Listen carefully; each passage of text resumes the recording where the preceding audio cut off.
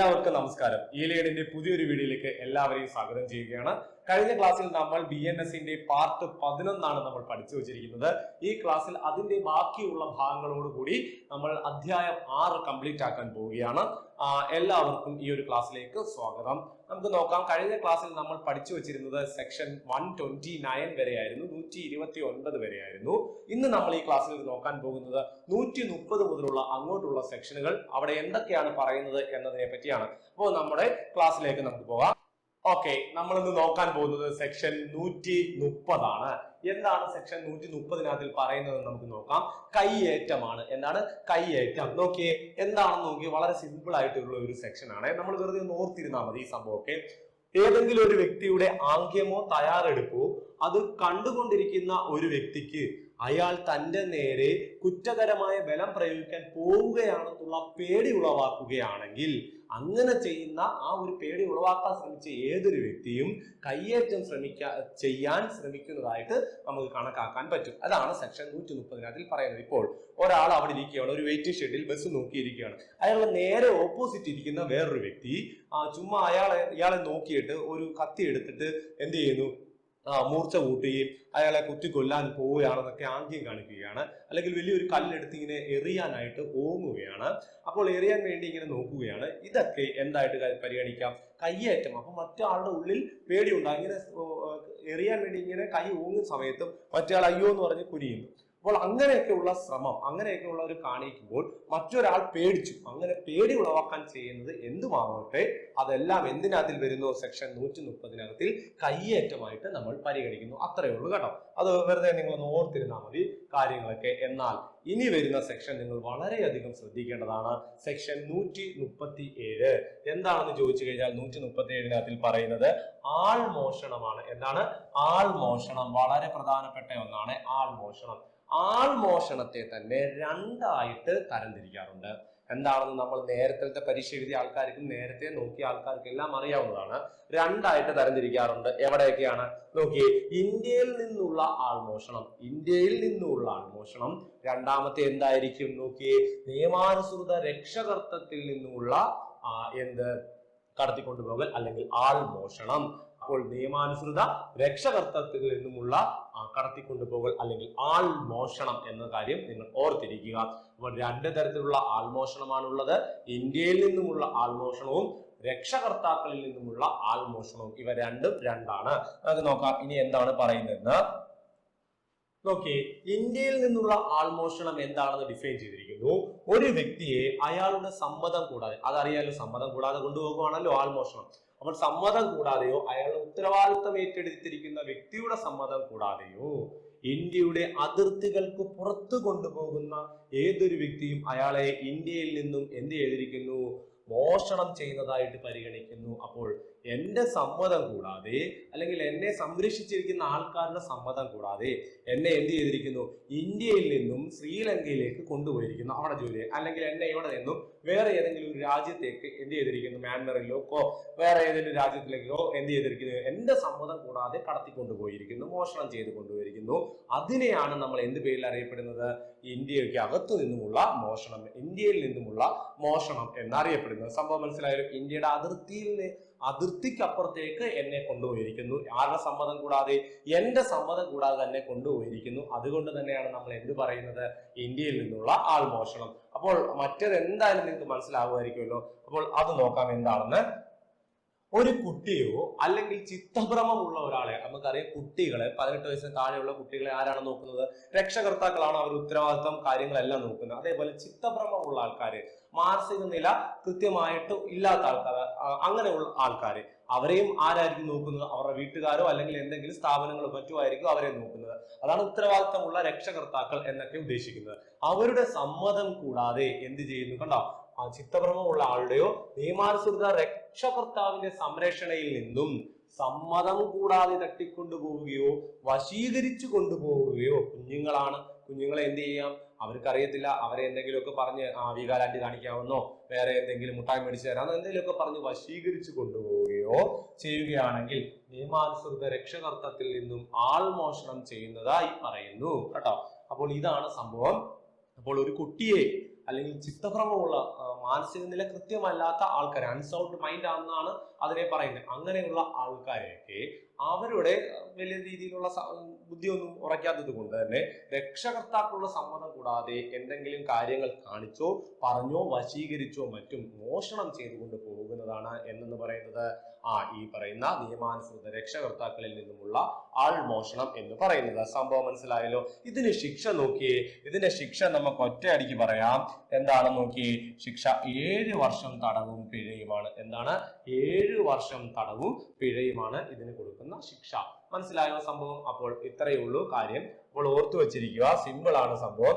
രണ്ടെണ്ണമായിട്ട് നമ്മൾ തരംതിരിക്കാറുണ്ട്. സെക്ഷൻ 137 ആൾമോഷണം എന്നത് രണ്ടായിട്ട് തരംതിരിക്കുന്നു.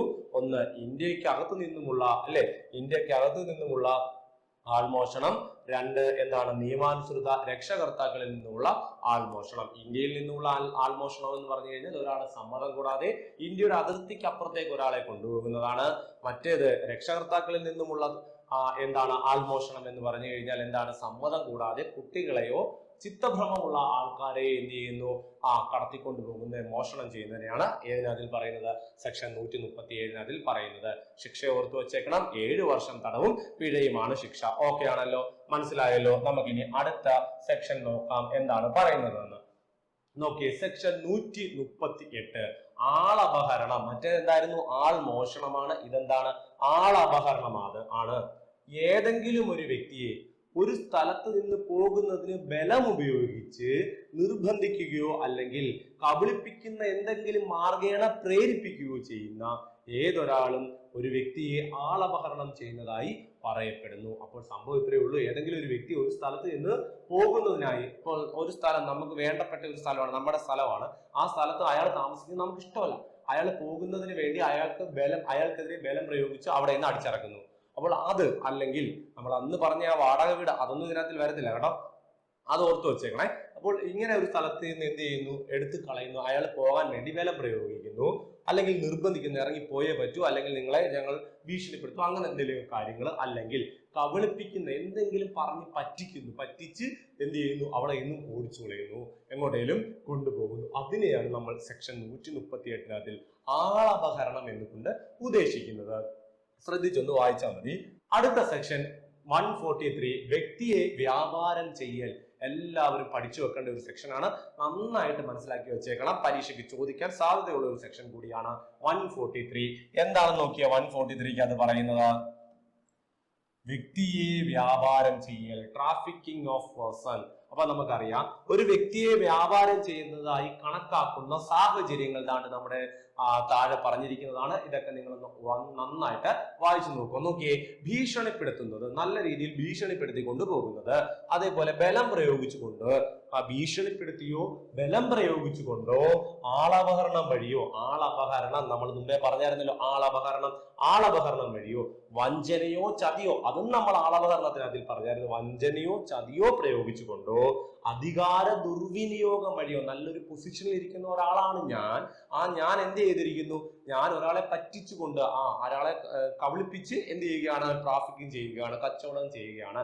ഈ സാഹചര്യങ്ങളിലെല്ലാം എന്തെന്ന് പറയാൻ വേണ്ടി നമുക്ക് പറ്റും? വ്യക്തിയെ വ്യാപാരം ചെയ്യാൻ പോയി എന്ന് നമുക്ക് പറയാൻ പറ്റും. നോക്കിയേ, അതിൽ പറയും ചൂഷണത്തിന്റെ ആവശ്യത്തിന് വേണ്ടി കൊണ്ടുവരികയും കടത്തിക്കൊണ്ടു പോവുകയോ രഹസ്യമായി താമസിപ്പിക്കുകയോ. വളരെ ശ്രദ്ധിച്ചോളാം, ചൂഷണത്തിന്റെ ആവശ്യത്തിന് വേണ്ടി, അപ്പോൾ ചൂഷണത്തിന്റെ ആവശ്യത്തിന് കൊണ്ടുവരികയും കടത്തിക്കൊണ്ടു പോവുകയും, ഒരാളെ എടുത്തു നിന്ന് കടത്തിക്കൊണ്ടു പോകില്ലേ, രഹസ്യമായി താമസിപ്പിക്കുകയും, ആരും അറിയാതെ ഒരിടത്ത് പൂട്ടിയിടുകയോ മറ്റു ചെയ്യുന്നത്. കൈമാറ്റം ചെയ്യുകയോ, ഞാൻ ഒരാളെ കൊണ്ടുവന്ന് വേറൊരാൾക്ക് കൈമാറ്റം ചെയ്യുകയോ സ്വീകരിക്കുകയോ, ആ വ്യക്തിയെ സ്വീകരിച്ച ആളായാലും അയാളും കുറ്റക്കാരനാണ്. ചെയ്യുന്ന ഏതൊരു വ്യക്തിയും എന്ത് ചെയ്തിരിക്കുന്നു? കച്ചവട കുറ്റം, മനുഷ്യ കച്ചവട കുറ്റം ചെയ്യുന്നതായിട്ട് പറയപ്പെടുന്നു. ഓക്കെ, മനസ്സിലായല്ലോ? സംഭവം ഇത്രയേ ഉള്ളൂ. നന്നായിട്ടൊന്ന് പഠിച്ചു വെച്ചിരിക്കുക. ഒന്നുകൂടെ നമുക്ക് നോക്കാം. സെക്ഷൻ 143 വ്യക്തിയെ വ്യാപാരം ചെയ്യുന്നതാണ്. വ്യക്തിയെ വ്യാപാരം ചെയ്യുന്നതായിട്ട് കണക്കാക്കുന്ന സാഹചര്യങ്ങളാണ് ഈ പറയുന്നത്. ഭീഷണിപ്പെടുത്തിക്കൊണ്ടോ ബലം പ്രയോഗിച്ചുകൊണ്ട് കൊണ്ടുപോകുന്നു. ആളപഹരണം വഴി, നമ്മൾ ഓൾറെഡി പഠിച്ചു വെച്ച ആളപഹരണം, അതിനകത്തിൽ വരുന്ന സാധനമാണല്ലോ. വഞ്ചനയോ ചതിയോ പ്രയോഗിച്ചുകൊണ്ട്, ചതിച്ചുകൊണ്ട്, വഞ്ചിച്ചുകൊണ്ട് ഒരാളെ കടത്തിക്കൊണ്ടുപോകുന്നു. അധികാര ദുർവിനിയോഗം വഴി, അല്ലെ, അധികാര ദുർവിനിയോഗം, ഒരാൾ നല്ല പൊസിഷനിൽ ഇരിക്കുന്ന ഒരാൾ അയാളുടെ അധികാരം ഉപയോഗിച്ചുകൊണ്ട്, നമ്മൾ പല സിനിമകളിലും കണ്ടിട്ടുള്ള കാര്യങ്ങളാണല്ലോ, ഇങ്ങനെ കൊണ്ടുപോയി വിൽക്കാനൊക്കെ കൊണ്ടുപോകുന്ന പെൺകുട്ടികളെ ആയാലും ആൺകുട്ടികളെയൊക്കെ ആയാലും ഇങ്ങനെ വിൽക്കാനൊക്കെ കൊണ്ടുപോകുന്ന സാഹചര്യം, അതിനെയാണ് നമ്മൾ ഇവിടെ പറയുന്നത് വ്യക്തിയെ വ്യാപാരം ചെയ്യുന്നതായിട്ട്. ഇനി അടുത്ത നമുക്ക് നോക്കാം, ശിക്ഷയാണ് ഇവിടെ പറയുന്നത്. എന്താണ് ഇതിന്റെ ഹ്യൂമൻ ട്രാഫിക്കിന്റെ അല്ലെങ്കിൽ മനുഷ്യ കച്ചവടത്തിന്റെ ശിക്ഷ? 7 വർഷത്തിൽ കുറയാത്തതും. വളരെ ശ്രദ്ധിച്ചോണം, ഇവിടെയും എന്താണ് 7 വർഷത്തിൽ കുറയാത്തതും എന്നാൽ 10 വർഷത്തോളമാകുന്നതും. അതാണ് അവിടുത്തെ പോയിന്റ്. 7 വർഷം അല്ലെങ്കിൽ 10 വർഷത്തോളം ആകുന്നതുമായ എങ്ങനത്തുള്ള തടവാണ്? കഠിന തടവാണ്. എന്താണ്? കഠിന തടവിനാണ് വിധിക്കപ്പെടുന്നത്. കൂടെ എന്തും കിട്ടുന്നു? പിഴയും കിട്ടുന്നു. വളരെ ശ്രദ്ധിച്ചിരുന്നോണം, 7 വർഷം മുതൽ 10 വർഷം വരെയുള്ള കഠിന തടവിനും പിഴയ്ക്കുമാണ് എന്ത് ചെയ്യുന്നത്? ഇവർ അർഹരാകുന്നത്. ഇങ്ങനെ കുറ്റം ചെയ്യുന്ന ആൾക്കാര്, കുറ്റം ചെയ്ത വ്യക്തി, അത് നമ്മൾ നേരത്തെ ക്ലാസ്സുകളിലൊക്കെ പഠിച്ചു വെച്ചിരുന്ന കാര്യങ്ങളാണ്. കുറ്റം ചെയ്യുന്ന വ്യക്തി ഒന്നിലധികം ആളുകളെ വാണിഭം ചെയ്തിട്ടുണ്ടെങ്കിൽ, കണ്ടോ, ഈ ആദ്യമായിട്ട് ഒരാളെ പിടിക്കപ്പെടുകയാണ്, പക്ഷെ അവൻ നേരത്തെ ഇതേ കാര്യങ്ങൾ ചെയ്തിട്ടുണ്ട്, ഒന്നിലധികം ആൾക്കാരെ വാണിഭം ചെയ്തിട്ടുണ്ടെങ്കിൽ 10 വർഷത്തിൽ കുറയാത്തതും എന്നാൽ ജീവപര്യന്തം വരെ കിട്ടുന്നതുമായ കഠിന തടവിന്, കണ്ടോ, ജീവപര്യന്തം വരെ എന്ത് കിട്ടുന്നു? കഠിന തടവിന് വിധിക്കപ്പെടുന്നു. കൂടെ എന്തും കൊടുക്കുമായിരിക്കും? പിഴയും കൊടുക്കുന്നു. അപ്പൊ ഇത്രയും സംഭവിച്ചു. അപ്പോൾ ഓർത്തു വെച്ചിരിക്കുക, എന്താണ്? മനുഷ്യ കച്ചവടം ചെയ്യുന്നത്, അല്ലെ, മനുഷ്യ കച്ചവടം ചെയ്യുന്ന ഒന്നിലധികം വാണിഭം ചെയ്തിട്ടുള്ള ആൾക്കാർക്ക്, ഒന്നിലധികം വാണിഭം ചെയ്തിട്ടുള്ള ആൾക്കാർക്കാണ് എന്ത് കിട്ടുന്നത്? 10 വർഷത്തിൽ കുറയാത്തത്. മിനിമം 10 വർഷമാണ്, അല്ലെങ്കിൽ എന്ത് കിട്ടാം? ജീവപര്യന്തം വരെയുള്ള കഠിന തടവ് കിട്ടാം. എന്നാൽ ആദ്യമായിട്ട് ചെയ്യുന്ന ഒരുത്തിനെ പിടിച്ചു കഴിഞ്ഞാൽ അവന് കിട്ടുന്ന എന്താണ്?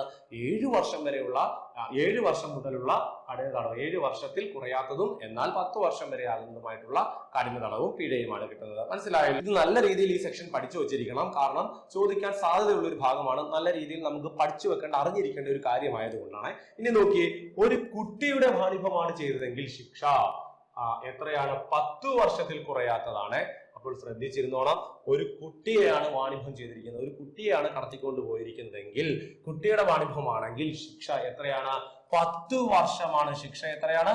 10 വർഷം. 10 വർഷത്തിൽ കുറയാത്തതും എന്നാൽ എവിടെ വരെ പോകും? ജീവപര്യന്തം വരെ പോകും. നമ്മൾ അവസാനം പഠിച്ചെടുത്ത് തന്നെയാണ്. കുട്ടിയാണെങ്കിൽ 10 വർഷം മിനിമവും, മാക്സിമം എന്താണ്? ജീവപര്യന്തവും ആകുന്നതുമായ എന്തൊരു തടവായിരിക്കും കിട്ടുന്നത്? കഠിന തടവായിരിക്കുമല്ലോ കിട്ടുന്നത്. അപ്പോൾ അത് തന്നെ ഓർത്തിരിക്കുക. കഠിന തടവും പിഴയും ലഭിക്കുന്നു. ഓക്കെ, പിഴയും ലഭിക്കുന്നു. ഒന്നിൽ കൂടുതൽ കുട്ടികളെ വാണിഭം ചെയ്തിട്ടുണ്ടെങ്കിൽ, ഒന്നിലധികം കുട്ടികളെ വാണിഭം ചെയ്തിട്ടുണ്ടെങ്കിൽ 14 വർഷത്തിൽ കുറയാത്തതും, അവിടെയാണ് ആ പോയിന്റ് കിടക്കുന്നത്. 14 വർഷത്തിൽ കുറയാത്തതും ജീവപര്യന്തം വരെ ആകുന്നതുമായ കഠിന തടവും അതേപോലെ പിഴയും കിട്ടുന്നു എന്ന് ഓർത്തിരിക്കുക. സംഭവം ഇത്രയേ ഉള്ളൂ. അപ്പോൾ കുട്ടിയെയാണ് വാണിഭം ചെയ്തതെങ്കിൽ, 18 വയസ്സിൽ താഴെയുള്ള ആൾക്കാരെയാണല്ലോ നമ്മൾ കുട്ടികൾ എന്ന് പറയുന്നത്. ആ കുട്ടിയാണ് വ്യാപാരം ചെയ്തതെങ്കിൽ, കച്ചവടം ചെയ്തതെങ്കിൽ എന്താണ് ശിക്ഷ? നോക്കിയേ, ഇവിടെ മിനിമം 10 വർഷത്തിൽ കുറയാത്തത് എന്നാണ് പറഞ്ഞത്. 10 വർഷത്തിൽ കുറയാത്തതും എന്നാൽ ജീവപര്യന്തം വരെ ആകുന്നതുമായ കഠിന തടവും പിഴയും. അത് ഒന്നിലധികം കുട്ടികളെ വാണിഭം ചെയ്തിട്ടുള്ള ഒരുത്തനാണെങ്കിൽ, ഒരു പ്രതി ഒന്നിലധികം കുട്ടികളെ വാണിഭം ചെയ്തിട്ടുള്ള ആളാണെങ്കിൽ അവന് കിട്ടാൻ പോകുന്നത് എന്തായിരിക്കും?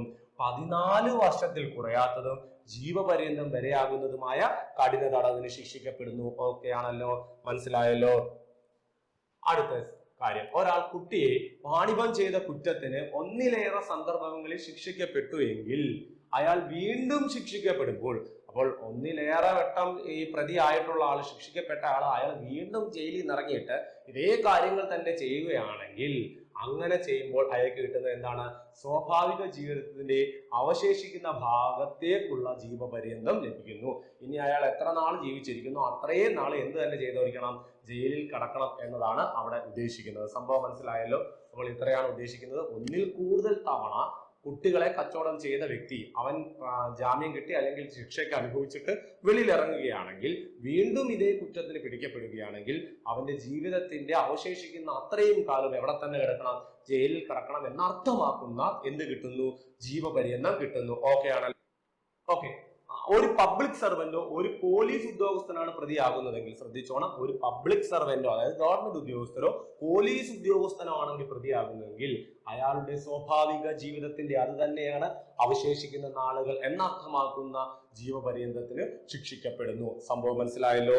അപ്പോൾ ഒരു സർക്കാർ ഉദ്യോഗസ്ഥനോ പോലീസ് ഉദ്യോഗസ്ഥനോ ആണ് ഈ മനുഷ്യ കച്ചവടം അല്ലെങ്കിൽ ഹ്യൂമൻ ട്രാഫിക്കിന് അല്ലെ മനുഷ്യ വാണിഭത്തിന് പ്രതിയാകുന്നതെങ്കിൽ അങ്ങനെയുള്ള ആൾക്കാർക്ക് കിട്ടുന്നത് എങ്ങനെയാണെന്ന് ചോദിച്ചു കഴിഞ്ഞാൽ അവർക്കും കിട്ടുന്നത് എന്താണ്?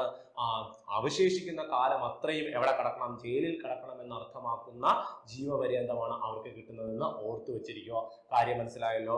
ഓക്കെ, നമുക്കിനി അടുത്ത സെക്ഷൻ നോക്കാം.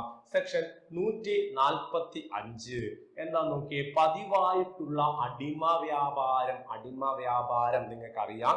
നമുക്ക് ഒത്തിരി നാൾ പണ്ടൊക്കെ ഇന്ത്യയിലും ലോകത്തും എല്ലാം നിലനിരുന്ന ചരിത്രമൊക്കെ പഠിക്കുന്ന സമയത്ത് നമുക്കറിയാം അടിമ വ്യാപാരം, അടിമ കച്ചവടം നിരോധിച്ചത്, തിരുവിതാംകൂറിൽ അടിമ കച്ചവടം നിരോധിച്ചത് എന്നൊക്കെ പറഞ്ഞ് നമ്മൾ പഠിച്ചിട്ടുണ്ട്. എന്നാൽ ഇന്ന് ഇതിന് വലിയ പ്രസക്തി ഉണ്ടോ എന്ന് ചോദിച്ചാൽ അടിമ വ്യാപാരം ഒന്നും ഇല്ല എന്ന് തന്നെ നമുക്ക് പറയാം.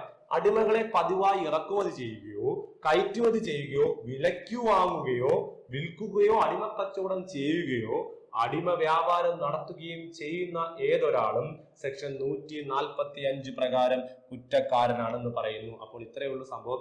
അടിമകളെ പതിവായി ഇറക്കുമതി ചെയ്യുകയോ കയറ്റുമതി ചെയ്യുകയോ വാങ്ങുകയോ വിൽക്കുകയോ ചെയ്യുന്ന ഏതൊരാളും സെക്ഷൻ 145 കീഴിൽ എന്തായിട്ട് വരുന്നു? അടിമ കച്ചവടം ചെയ്യുന്ന ആളായിട്ട് വരുന്നു, പ്രതിയായിട്ട് മാറുന്നു. അത്രയും നിങ്ങൾ ഓർത്തു വെച്ചിരിക്കുക. അവിടെ ഇതിനുള്ള ശിക്ഷ എന്താണെന്ന് നോക്കിയേ. ശിക്ഷ ജീവപര്യന്ത തടവോ 10 വർഷത്തെ തടവോ ശിക്ഷയോ കൂടാതെ പിഴ ശിക്ഷയും ലഭിക്കുന്നു. എന്തും കിട്ടുന്നു? പിഴ ശിക്ഷയും ലഭിക്കുന്നതാണ്. അപ്പോൾ നോക്കിയേ, ജീവപര്യന്ത തടവോ അല്ലെങ്കിൽ 10 വർഷത്തെ തടവ്, പരമാവധി എന്ത് കിട്ടാം? ജീവപര്യന്തം അല്ലെങ്കിൽ 10 വർഷത്തെ തടവോ പിഴയോ ലഭിക്കുന്ന കുറ്റമാണ് ഏതെന്ന് പറയുന്നത്? അടിമ കച്ചവടം എന്ന് പറയുന്നത്. പതിവായിട്ടുള്ള അടിമ കച്ചവടം, ശ്രദ്ധിച്ചോണെ, പതിവായിട്ടുള്ള അടിമ വ്യാപാരം അതിനുള്ള ശിക്ഷയാണ് നമ്മൾ ഈ പറഞ്ഞത്. ഇനി നമുക്ക് അടുത്ത സെക്ഷൻ നോക്കാം. എന്താണ് അടുത്ത സെക്ഷനിൽ പറയുന്നതെന്ന്? സെക്ഷൻ 146 146 നിയമവിരുദ്ധമായി നിർബന്ധിച്ച് തൊഴിൽ ചെയ്യുന്നത്. ഒരാൾക്ക് ഇഷ്ടമല്ലാത്ത ഒരു തൊഴിൽ അയാളെ കൊണ്ട് നിർബന്ധിപ്പിച്ച് ചെയ്യുകയാണെങ്കിൽ അങ്ങനെ ചെയ്യുകയാണെങ്കിൽ അതിനെതിരെയുള്ള വകുപ്പാണ് സെക്ഷൻ 146 146. ഏതെങ്കിലും ഒരു വ്യക്തി അയാളുടെ ഇഷ്ടത്തിനെതിരായി തൊഴിൽ ചെയ്യുവാൻ നിയമവിരുദ്ധമായി നിർബന്ധിക്കുന്ന ഏതൊരു വ്യക്തിയും സെക്ഷൻ 146 പ്രകാരം കുറ്റക്കാരനാകുന്നു. ഒരാളെ കൊണ്ടുപോയി ഈ മയക്കുമരുന്ന് കച്ചവടം, അതേപോലെ തന്നെ ഈ കള്ളക്കടത്ത് ഇങ്ങനത്തുള്ള കാര്യങ്ങളൊക്കെ നിർബന്ധിപ്പിച്ച് ചെയ്യിപ്പിക്കുന്നു. അങ്ങനെ നിർബന്ധിച്ച് ചെയ്യിച്ച് അയാൾ എന്ത് ചെയ്യുന്നു? പരാതിപ്പെടുകയാണെങ്കിൽ അങ്ങനെ ചെയ്യുന്ന ആൾക്കെതിരെ കേസ് എടുക്കുന്ന വകുപ്പാണ് ഏതെന്ന് പറയുന്നത്? സെക്ഷൻ 146. എനിക്ക് ഇഷ്ടമല്ലാത്തൊരു ജോലി എന്നെ നിർബന്ധിപ്പിച്ച് ചെയ്യിപ്പിക്കുകയാണ്, ഒരു സമാധാനവും ഇല്ലാതെ ചെയ്യുകയാണ്. നമ്മൾ കണ്ടിട്ടുണ്ട്. അത് ആടുജീവിതം എന്ന സിനിമയിൽ ഗൾഫിൽ പോയി ചെയ്യുന്നത് നമ്മൾ കണ്ടിട്ടുണ്ട്. അതേപോലെ നമ്മുടെ നാട്ടിൽ അങ്ങനെയൊക്കെ ചെയ്യിക്കുകയാണെങ്കിൽ കിട്ടുന്ന വകുപ്പ്, അങ്ങനെ ചെയ്യിക്കുന്ന ആൾക്ക് കിട്ടുന്ന ശിക്ഷ അത് എവിടെയാണ് പറയുന്നത്? സെക്ഷൻ 146 പറയുന്നത് എന്ന് ഓർത്തിരിക്കുക. ശിക്ഷ നോക്കി, 1 വർഷത്തെ തടവോ പിഴ ശിക്ഷയോ കിട്ടുന്നു. അപ്പോൾ ഇവിടുത്തെ ശിക്ഷ എത്രയാണ്? 1 വർഷത്തെ തടവോ പിഴയോ അല്ലെങ്കിൽ ഇവ രണ്ടും ഒരുമിച്ചോ അനുഭവിക്കേണ്ടി വരുന്നു എന്നതാണ് ഇവിടെ നമുക്ക് കാണാൻ പറ്റുന്ന ശിക്ഷ. അപ്പോൾ ഓർത്തു വെച്ചിരുന്നാൽ മതി, ശിക്ഷ 1 വർഷമാണ്. ശിക്ഷ പിഴയും കിട്ടാറുണ്ട്, അതേപോലെ തന്നെ ഇവ രണ്ടും ഒരുമിച്ചും കൂടെ കിട്ടാൻ സാധ്യതയുണ്ടെന്നാണ് പറയുന്നത്. അപ്പോൾ ഇത്രയുമായിരുന്നു നമ്മുടെ ഇന്നത്തെ ക്ലാസ്സിലുള്ളത്. അപ്പോൾ നമ്മൾ 130 മുതലുള്ള സെക്ഷനുകളാണ് നമ്മൾ ഇന്ന് പഠിച്ചുകൊണ്ടിരുന്നത്. അപ്പോൾ കാര്യം നിങ്ങൾക്ക് മനസ്സിലായി കാണും. നമ്മൾ അധ്യായം 6 ആണ് പഠിച്ചുകൊണ്ടിരിക്കുന്നത്. BNSന്റെ അധ്യായം 6 നമ്മൾ ഇന്നത്തോടു കൂടി കംപ്ലീറ്റ് ആവുകയാണ്. ഇനി അടുത്ത ക്ലാസ്സുകളിൽ നമ്മൾ അടുത്ത ഭാഗങ്ങൾ നമ്മൾ എടുക്കുന്നതായിരിക്കും. അപ്പോൾ ഉടൻ തന്നെ നമ്മുടെ ക്ലാസ്സുകൾ നിങ്ങൾക്ക് കിട്ടും. നമുക്ക് അറിയാം, സാഹചര്യങ്ങൾ വളരെ കുറച്ച് മോശമായതുകൊണ്ടാണ് നമുക്ക് ക്ലാസ്സുകൾ ഇത്തിരി ലാഗായത്. ഇനി നമ്മൾ പരമാവധി ക്ലാസ്സുകൾ പെട്ടെന്ന് കയറ്റി തരുന്നതായിരിക്കും. അപ്പോൾ അടുത്ത ക്ലാസ്സിൽ നമുക്ക് കാണാം.